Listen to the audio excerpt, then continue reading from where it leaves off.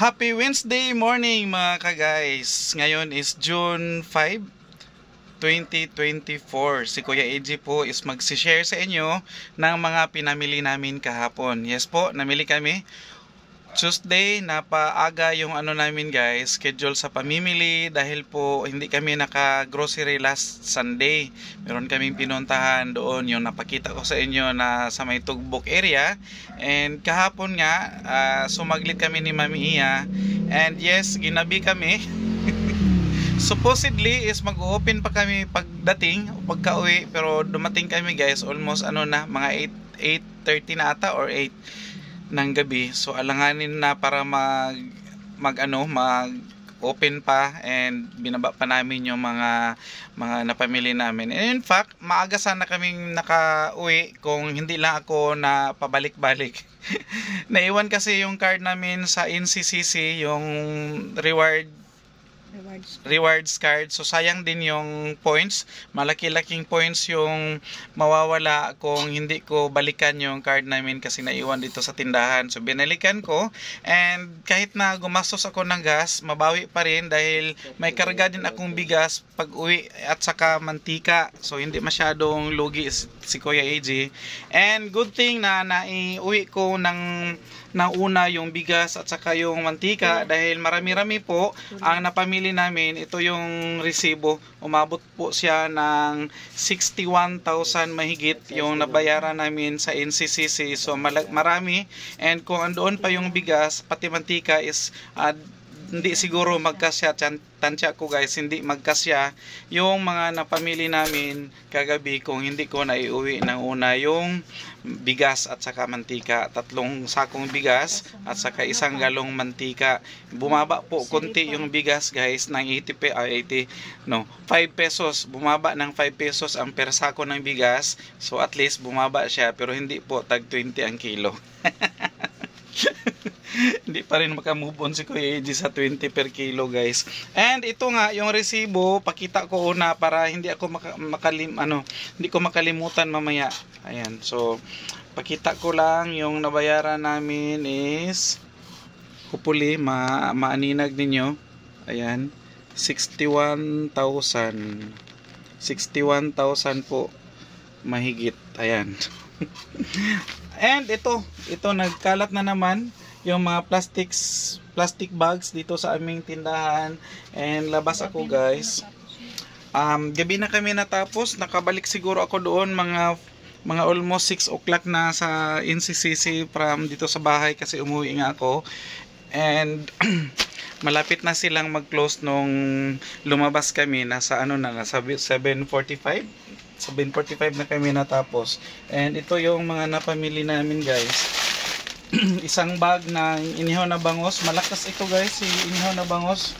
Mabenta yan kasi inuulam yan ang mga customers namin. At saka itong isang bag din ng cheese ring na malaki, 20 pesos binta namin. Itong si inihaw na bangos is 10 pesos yung binta namin guys. And ito yung mga sari-saring chichirya na nakabundle din. At saka ito yung mga tatos na tag 10 pesos binta natin. Nakabundle na rin siya guys. Actually na umpisahan ni Mami Iya ipang display. Ito junk foods din ito.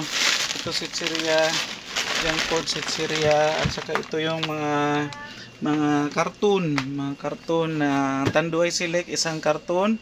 Meron sa baba Tanduay Senior. Ito is mga dilata ito kasi instruction ko sa bagger guys is yung mga mabibigat, mga bote at saka mga dilata is dapat i-karton. At saka yung mga ibang mga non-food at saka yung mga biscuits na pwede namang i-plastic para double purpose yung plastic natin, magagamit din natin dito sa tindahan. Especially sa yelo namin binibenta. So naka-plastic siya.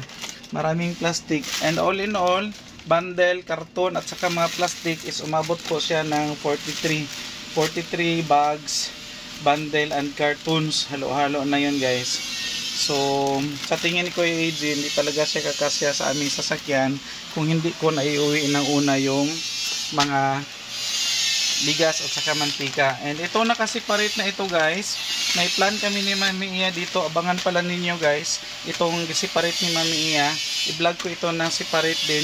Papakita ko sa inyo kung ano ito. So abang-abang.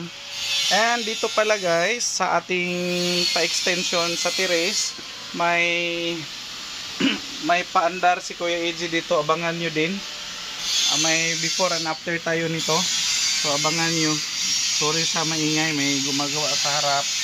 And ganun talaga dahil marami tayong kapitbahay. So pasensya na po. And ito nga, kita naman natin yung mga naka-plastic. Mga ano ito, mga sabon, mga sponge, and mga shampoo, mga downy, and kung ano-ano pa. Mga powder, na detergent powder, and ayun. Ito is mga Gatorade, suka, at saka kubra na plastic. Ito pa lang si Gatorade guys. Na alam nyo ba, or alam nyo naman siguro, meron itong bote. Iwan sa inyong lugar. Kasi itong Gatorade na to, ang bote nito is, ang sabi is i-phase out daw. So siguro totoo na i-phase out kasi wala na akong makitang mabilhan ng bote nito. Ang nabibili na lang is itong mga plastic na ganito, yung 250 at saka yung 500 ml. So wala nang mahagilap na bote. Ang sabi doon sa sa wholesaler na binibilhan ko is i-phase out daw, or naka-phase out daw yung bote nito.